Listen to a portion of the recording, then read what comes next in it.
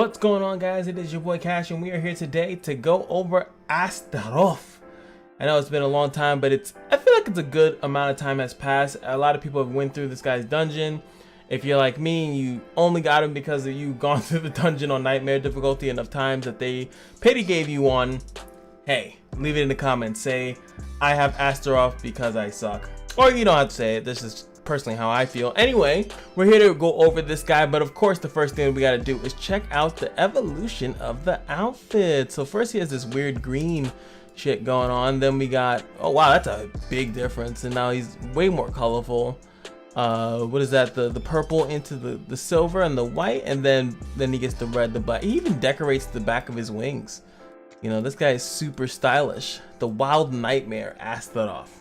So if you guys know, obviously this is an advent based character, and what this means is that when you're looking at the active skills, that means that it's very likely you're going to have this character 666 eventually. Not immediately, but eventually. I think someone in my Discord last order just said that, hey, I got him 666, baby, I'm done, which is pretty cool. You know, that's the best thing about advent characters, is that not only are they pretty much, I would say, almost the bread and butter or the main substance of this game. It's what you aim to get, you know, to bring these characters into PvP or to help you do another version of PvE.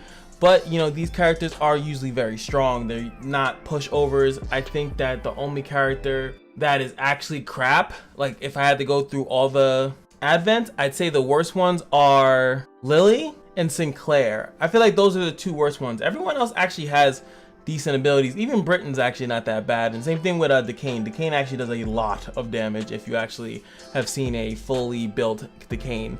But what about Astaroth? Where does he sit in the midst of advents? Is he a good advent, or is he just there and sad? So first up, let's go with the leader skill. It's going to be captivating, increases dark allies multi-strike chance by 30%, which is really good. We're going to see why in a second when we look over his S1.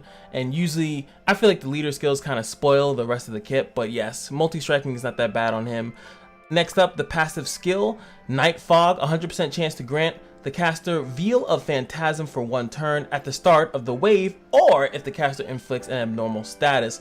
Now, it also reads there, 80% chance to apply Mortal Charm to 1 enemy for 5 turns at the start of a turn. So his turn, I wish they always would say his turn. It's not the start of every single turn, but his turn. So his turn comes, 80% chance to Mortal Charm. If that Mortal Charm lands, boom, shakalaka, he will get a Veil of Phantasm. So he already has Annoyance. When the wave starts, he won't be hit. He's going to dodge at least 1 attack, which is awesome. Also, every time he puts on a Mortal Charm or any of his other abnormal status debuffs, he will get Veil of Phantasm, so that's really, really good. Next up is the 60 passive. Price of the deal removes all buffs from minimized enemies at the start of every enemy and ally turn. 100% chance to increase the caster's damage dealt by 20% for 2 turns every time an ally inflicts an abnormal status on an enemy. Max up to 5 stacks, aka up to 100% increased damage, which actually, if you guys have ever paid attention to, if something says that it increases the damage dealt, is a lot different than your attack going up. If something gives you more attack, it's cool, awesome, great, thanks. But if something increases the damage that you do, it's going to be more overall damage than what I just mentioned before. So you always want something that increases your damage. So the best part about every time an ally inflicts an abnormal status is that it includes himself. So his own shenanigans will be included into that. Plus, if you bring him into something as stupid as Cynthia being on his team, or any other character that has taunts, because taunts are abnormal statuses, then you will see this rack up really quickly. But remember, it's only for 2 turns, so you have to keep applying it so you can keep it up. Now, let's also pay attention to removes all buffs from minimized enemies at the start of every enemy and ally turn. So we're gonna have to go see what minimize is. We'll get to that when we look at the S2. But for now, the S1, Devil's Beckoning, inflicts damage equal to 100% of the attack. Why the hell did I read that? Ignore defense, single target S1. I always read it and I'm like, why do I bother? 30% chance to apply Mortal Charm for 1 turn, and as you can see here, 2, 3, 4, 5, 6 turns as you level it up. The chance for the Mortal Charm goes up, and obviously the charm duration stays and goes up as well, which is obviously really good. So I would say for 1, this is one of the best things to level up first, if not the S2. We'll get to that in a second. But every time you multi-strike, you're gonna have a 85% chance to put a Mortal Charm. Mortal Charm is pretty much a stun, just that it gets removed if they get hit. The only other part about it is that it counts towards the enemy and the ally's turn. So if you have this one, you know, the one turn, right? You attack them, that turn, the next turn goes, and then it goes away. So the only time, if you're gonna wait and level this up later, please, please, please attack the character that is about to go on their team, or else it's really pointless. So if you really want a strong CC, you want to level this up. So 6 turns is a lot of time. They can even, you know, go, it allows you to have a couple turns pass by and not really have to worry about the mortal charm, the charm being taken away, because it does go away if the person takes any damage. So you keep that in mind. Next up is going to be Nightmarish Delight. Inflicts damage in a, actually it's not in a cone. This one's actually written very weirdly. I don't know why they wrote it this way. So it's a single target hit, right? Has a 50% chance to apply minimize for 1 turn. Now, inflicts damage equal to the same amount that's here to the 2 adjacents, which is the cone aspect of it, but that one has a 25% chance to apply minimize. So they're pretty much letting you know that the main person that you target has a higher chance to minimize. The ones on the side have a lower chance. That's all they're really telling you there. You keep leveling this up and you'll see that eventually it goes to 100% to the main target and 50% to the ones on the side. That's all they're trying to say here. Let's look at what minimize does. Hero is minimized, greatly decreasing the damage dealt.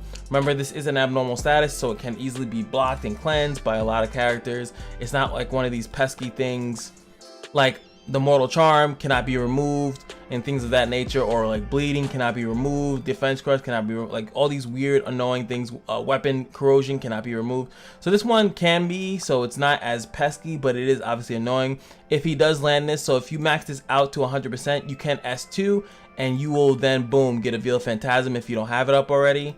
And then of course you're going to get that stack that you were looking forward to from your other passive. So leveling this up is also pretty good. I think the contestant is the S1 or the S2. Depending on how much multi-strike you're putting on him, then you might want to focus more on the S1, but the S2 has to be leveled. Not to say the S1's better, but you eventually do have to max this one out. The S3, unfortunately, as cool as it may be, it doesn't really, you see no extra text coming on here. There's a reason it's not that good. The S2 and the S1 is where the home lies. That's where you make your bed, that's where your pillow is and all that good stuff. Into the Abyss, inflicts damage, it's a single target nuke that ignores defense, which is really good. 40% chance to make the target unable to revive. As you can see, it goes up. I clicked out of the thing, it goes up to 90%, not even 100%, you know, which kind of sucks. Unable to revive, high chance to revert to land, which is another abnormal status if you guys did not know that. So he has them all over. He has an abnormal status in each one of his skills. But as you can see, the minimize is amazing because of the 60 passive, which is going to allow you to at that point keep stripping buffs from that target every other turn. Not every other turn, every turn, as long as the character has minimized. And you can see here, once it actually only turns to 2 turns once you actually level 6 it. So that's where it's going to become like super annoying. Any buff that character puts on it, you know, like resolves and revives, you can't really take those off. But if there's a shield, a barrier, attack buff, anything like that, it will constantly be stripped by the price of the deal. So really good stuff there. I actually really think that that's absolutely cool. I would love to see him in action in a team comp because, well, before I get ahead of myself, let's go look at his base stats because that's going to tell us a lot. Before we leave out of here though, let's look at the floor level, I get to say, when he's in the codex. Look at it here. Ooh, I like that. Let's see it from the back. A little spin and then he shoots. And then finally the S3. The sit on the throne. Actually, you know, it grew on me. When I first saw it before, it didn't look as good. I was like, it's okay. But it grew on me. So this is a, let me back up so you guys don't think I'm lying. This is a Astaroth. He is level 6 or 6 star or whatever the heck it is. His base speed is 599, and if you guys should already know. My OGs already know that is the same base speed as Ruby. It is the same base speed, I think, as the fastest characters in the game. This is not, when you see 599, I don't think there's actually a character that has 600 of it. I'm pretty sure there isn't. 599 I think is the highest base speed in the game. If someone knows any differ, please let me know. So he's fast. He's meant to go first. Or you can run him to go first. So you can get pretty much the S2 off. If your S3 is leveled up, I can say, hey, why don't you go for that ignore defense, unable to revive, you might get that kill. Not that bad of an idea, but that's where now you see the base speed. So you know, this is actually pretty strong. If you were to land this well, you're gonna land 100%, right? And let's say you land this 50% on the other ones, they're not doing any damage because as minimize brings their damage down. I don't actually know if it does 1 damage like in the Advent, but they'll do no damage. They'll do very, very little damage with this minimize debuff. On top of that, he will have additional stacks. He is an attacker. I didn't mention that yet. So he's an attacker. So he's gonna do damage, and he's gonna get damage boosting from all the abnormal statuses that are getting landed by himself and other people. So this guy is an absolute monster, or a demon. I guess technically he's a demon, because I actually was looking for him and I was like, where is he? Why is he not in Emperor's Children? He's not a Dryad. He's a demon apparently, and with that base speed, he's definitely a demon. So now we're going to the runes. How about I rune out this guy? I know you guys are super curious, super duper duper trooper curious. Now when it comes down to it, I don't actually care about multi-striking at all. Doesn't really appeal to me at all. I don't really care if he's multi-striking, because yes, you can say that he has pretty much an 85% stun. That's kind of what that is, an 85% chance stun, but he can constantly multi-strike the same target. So I'm not too big of a fan of that, but I am a big fan of Rune Dominion because he does have abnormal statuses everywhere in his kit. This will add additional damage, as we just said. Additional damage is fantastic to whenever he's doing anything, as long as they have an abnormal status. So really good here. I think one of the best sets that you're probably gonna run is Rune of Agility and the Dominion, just because of that's like the best. You make sure that he goes first, and he goes in there immediately just nukes a target out, or just puts them on minimized, like the biggest damage dealers that they got out there, and then the fun begins. Nothing wrong with multi-strike. I feel like if you want to go it, you can. You can also go counter if you want to, put that in there. He does have Veil of Phantasm. You can give him that Ashley, Awakened Ashley kind of vibe, where he's kind of like, he's dodging and then he attacks them back. He gives them the Mortal Charm. Even if it's resisted, by the way, he should still get the Veil of Phantasm. So you can make him like Ashley if you want to have a multi-striking, but of course I always say either pick one or the other, because there's only so much stats you can build. I would rather put him on some counter in the 4 and 5 slot, the 3, 4, 5 slot. So let me show you guys what I'm talking about. So for the 1, just talk about substats, by the way. You definitely want to get attack speed, either 1 or 2, at least 1. You're going to want attack speed on the 1, 2, and the 6 if you can get it. And then for 3, 4, and 5, you're going to definitely want counterattack, but make sure that, you know, on 4 and on 5, you do have some attack in there. He's an attacker. He needs some DPS in there. So either, at least for this one, is kind of easy to get. You can get double attack, counterattack, or double attack, multi-strike, or, you know, double counterattack, attack. I say at least get 6 overall. I think it is 6 or 7 attack subs. You're gonna get screwed over on the 5 slot, so make sure you make it up in the 6, or make sure you make it up in the 4, whatever you want to do. But that's pretty much it. He's not really that much of a complex character. You can also always fall back on the rage stat if you need to, if you just need some additional attack, but I just want to give you guys the substats so you guys got that too.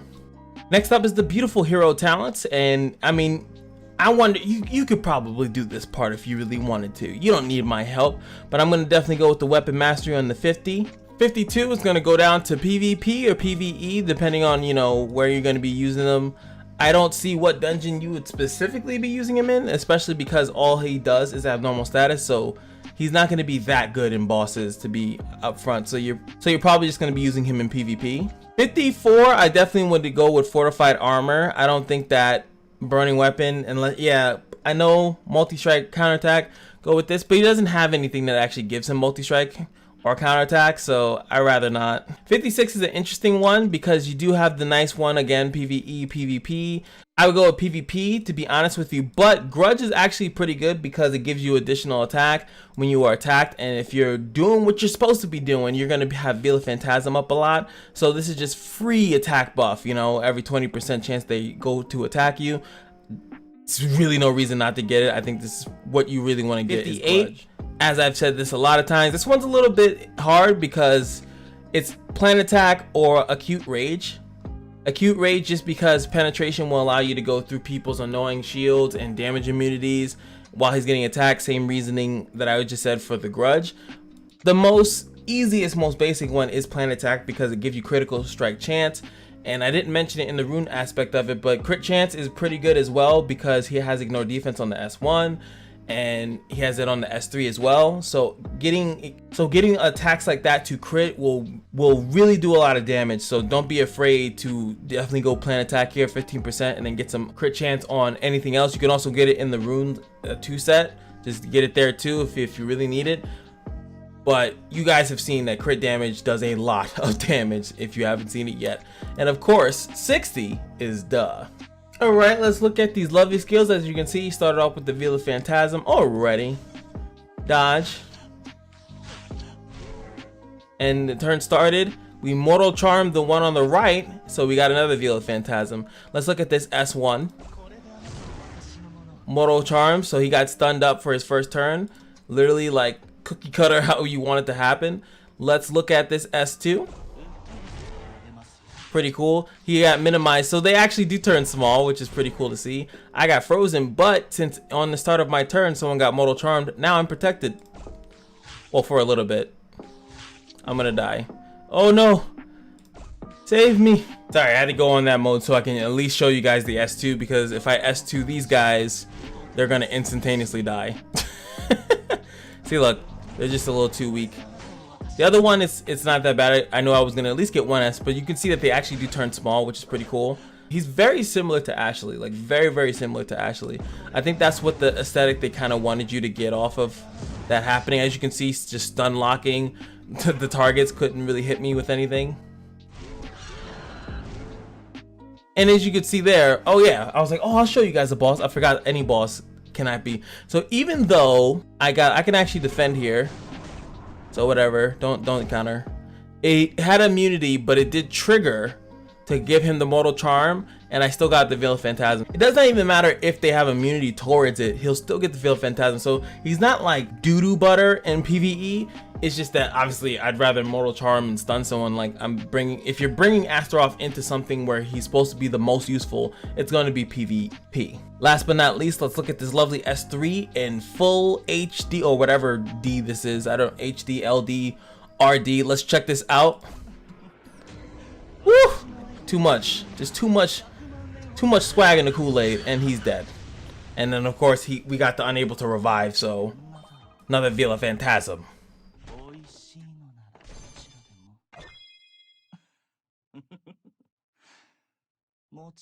Oh, he's talking. That laugh was actually pretty good. I'll give him that. So what do you guys think about Astaroth? Do you guys think that he is viable? Do you guys think that he's worth the hassle? His dungeon, I think, is one of the easier, or if not the easiest, but I think that he will be worth it. Once I start farming up the other extra copies of him, I definitely want to give him a go in PvP. Next up, I think we're gonna have to do Rebecca. I don't think we did a Rebecca guide yet. I don't think we did Karen's guide yet. The hits keep on coming. If you're looking forward to that, guys, you guys know what to do. Hit up that subscribe button. We're trying to get to that 3K because people want to ask me weird questions. Another AMA that we're going to have at 3K. But remember one thing that I can tell you right now. There's no need for secrets. I will tell you all the magical things that you want in your desires. Right? Like this guy. And that is every day at the Kashino is your lucky day. And I will see you guys in the next video. Peace.